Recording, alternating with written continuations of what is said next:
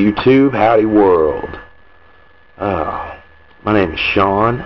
I'm 29 years old. I live in America. Couldn't tell. I'm from Europe or something. They all talk like this and there. I'm from Europe. I'm from America. I live in Oklahoma.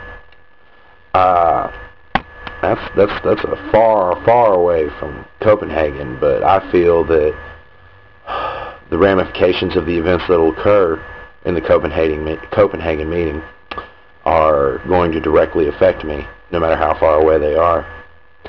And my question for the Cop15 is a question I've had all my life.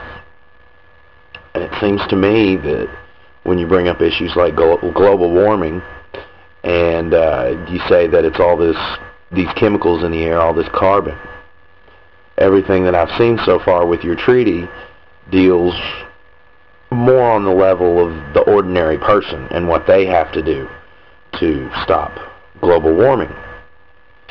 And my question to you is, why has it never been the giant corporations who put these chemicals into the atmosphere, who pollute the lakes and who pollute the rivers and the air, giant smokestacks up into the sky?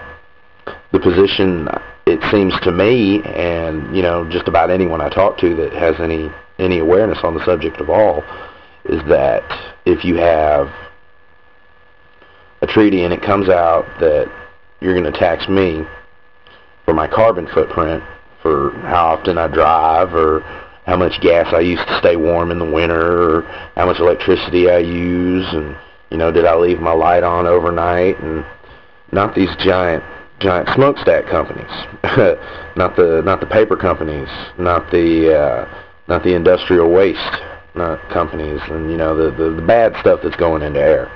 And those people, basically what you're doing is allowing them to buy their way out, because depending, they can produce the carbon and the pollutants just fine as long as they pay for it.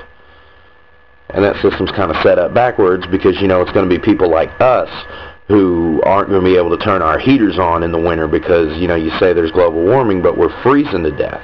So we got to turn the heater on, but that's going to increase my carbon footprint, and I won't be able to pay the taxes on it, so I guess I'd better just freeze. Perhaps I'd better get a blanket.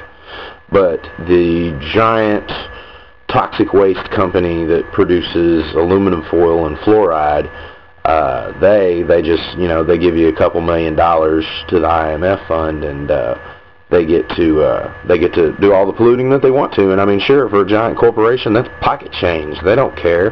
But you're talking about taking money and food off the tables of not just Americans, now Europeans and Africans and the Chinese and the Japanese and the Vietnamese and the Australians and New Zealanders, and everybody across the world y'all are talking about here. And you're talking about the little guy, not the giant corporations that have caused the problem in the first place.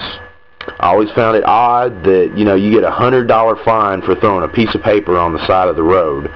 Paper is biodegradable. It's not hurting anything. It's just an eyesore, that people don't like to look at it. And you could do that right next to a factory that was pumping tons of carbon dioxide, tons of methane, and no one says anything about that, because they just they get to buy their way out of it, and their lawyers argue for them and everything. But I have a $100 fine for throwing a piece of paper on the ground, and you're just taking the same thing you've been doing to deal with it already, and you're just making it worse. You're going to charge us even more, and I don't care if you pass it. I wasn't at that meeting, and here in America we have something called due process. And even if y'all do pass it and y'all start telling us to pay stuff, I flatly refuse. I will not pay anything like that. We never voted on it. We never, as citizens, got informed about it. We've never had it discussed with us.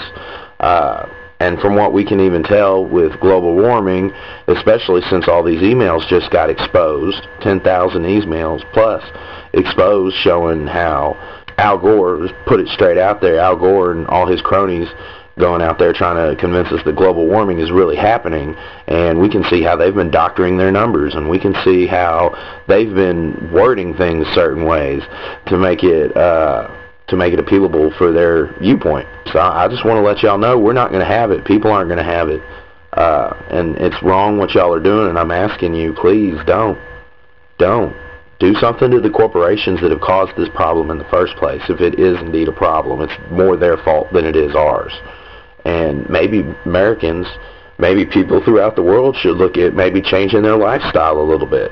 You know what I mean? I mean, maybe you do use too much electricity, and you know, because you got 20 things on in the house at the same time and you're not using them. Or who said the industrial society was a good thing anyway? So that's all I'm saying. We made a choice a long time ago, 100 years ago, when the Industrial Revolution started. We made a choice to abandon a healthy, natural living lifestyle that was not harmful to the planet, and we adopted one that was. And now what we're seeing is the early ramifications of the consequences. So, I mean, it's just going to get worse. I admit we need to do something about it, but I don't think taxing us is the answer.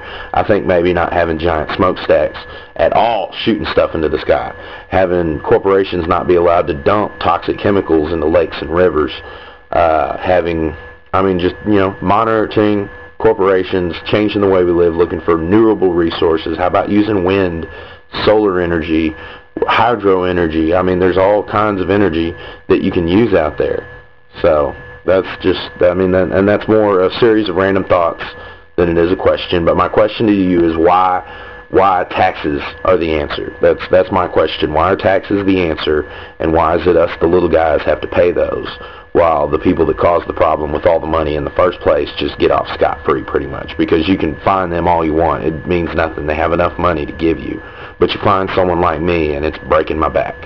Okay? So, thank you, Cop15, and thank you, everyone. God bless, and let's save the earth, but, you know, I don't think you need to tax us to do it. So, peace.